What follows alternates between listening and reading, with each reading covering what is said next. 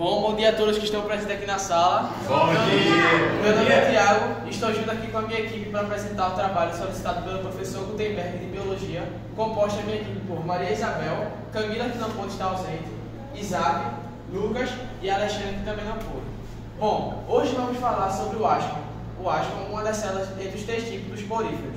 Primeiramente, dividimos o nosso grupo em tópicos, onde fiquei com o habitat e estrutura natural, dividindo com Lucas, Isabel sobre a respiração e alimentação, Isaac sobre reprodução sexual. Bom, deixa eu relacionar agora, vamos começar.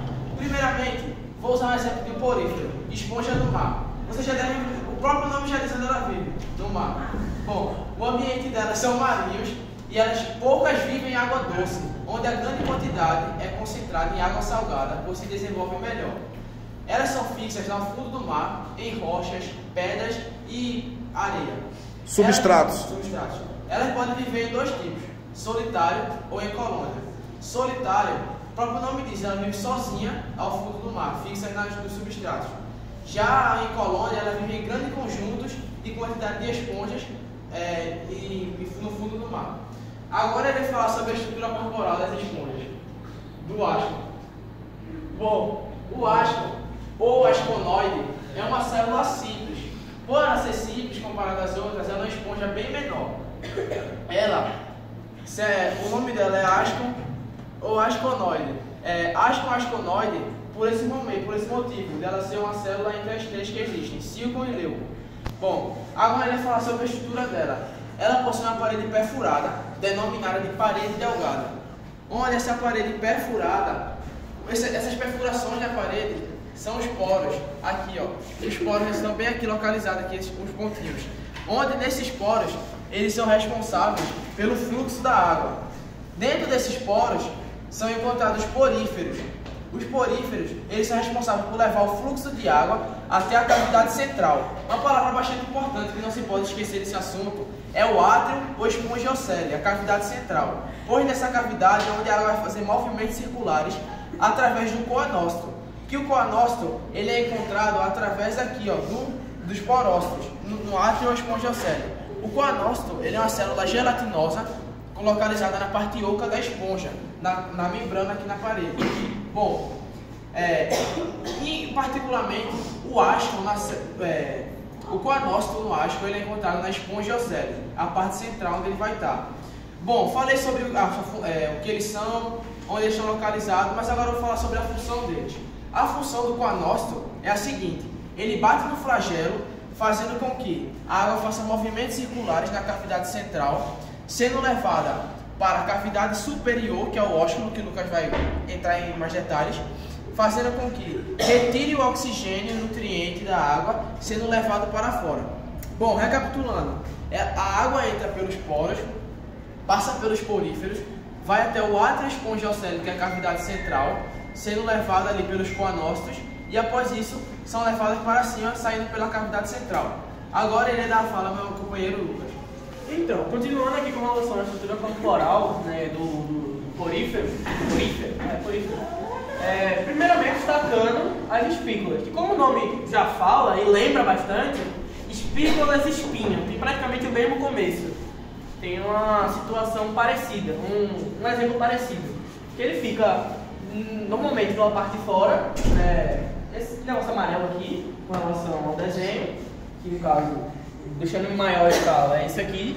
As espículas, ele tem essa característica de ser, eu entendi para ficar mais fácil de entender, parecidos com espinhos, ou seja, é uma espécie de cactos, digamos assim. E que da mesma forma que os espinhos, a característica deles é ser uma superfície não, uma estrutura fina e rígida, como os espinhos. E tem como algumas características e funções a seguinte: tem um suporte estrutural. Um exemplo também, para ficar entendido melhor, é da seguinte forma: uma espécie de ossos, ou trazendo para um contexto mais atual, quando a gente compra um hambúrguer muito grande, o que vem nele enfiado? Um palito, normalmente, que funciona em quê? Estrutura. Da mesma forma funciona as espículas, da mesma forma nesse sentido aí. Com defesa, que, como eu disse, os cactos eles têm os espinhos, ninguém vai pegar num cacto que não é louco para se furar. Da mesma forma funciona com as espículas. Você pode pensar, ué, como assim? Defesa. Quem vai querer comer uma esponja? Eu confesso que eu tive esse mesmo pensamento, só que pesquisando eu percebi que ele tem diversos predadores comuns, tartarugas, peixes e etc.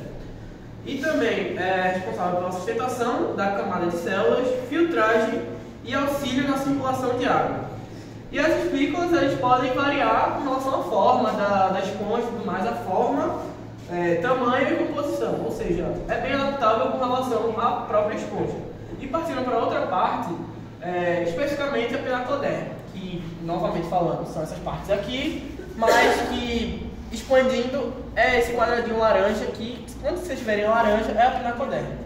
Que, novamente, trazendo para cá, ela também tem um exemplo bem parecido com a espícula, que é de proteção, por ser a parte mais externa da esponja. E nisso, ela também tem como função regular a troca de substâncias e a captura de alimentos e seguramente para a sobrevivência e funcionamento do organismo. E também, como eu disse, ela tem como principal a proteção e é isso. E também ela é uma composta principalmente por células que são chamadas de pinacócitos.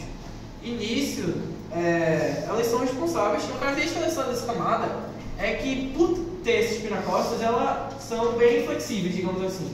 Ou seja, tem uma facilidade tanto para expandir quanto para expandir? Contrair, exatamente. Ou seja, isso também ajuda muito no trabalho dos poros, né? Ou seja, digamos que com relação voltando um pouco, com relação à proteção, pode lembrar muito a pele, a nossa pele. É praticamente a pele do pinacoderma. E com relação a isso da flexibilidade, ajuda principalmente nos poros, para a entrada de água e tipo, eu quero que entre muita água, aí vai dar uma aberta, quero que entre pouco, aí já vai fechar. E agora, partindo para o final, quando fala circulação de água pelos poros, a gente consequentemente também está falando do ósculo, que é basicamente, não tem muito o que falar sobre, porque o Thiago já falou bastante sobre ele, mas é o responsável por sair a água que entra aqui dentro da esponja, mas também que entra, né? uma espécie de filtração. A gente pode ver aqui nas setas que, tipo, normalmente elas entram pelos poros e saem por cima, mas também podem entrar. Sim. Mas como o professor falou, é bem responsável por questão de filtração. E como em relação à esponja tipo ósculo, ela especificamente só tem essa única abertura que é o ósculo. Eu vou falar agora, pouca coisa sobre a respiração.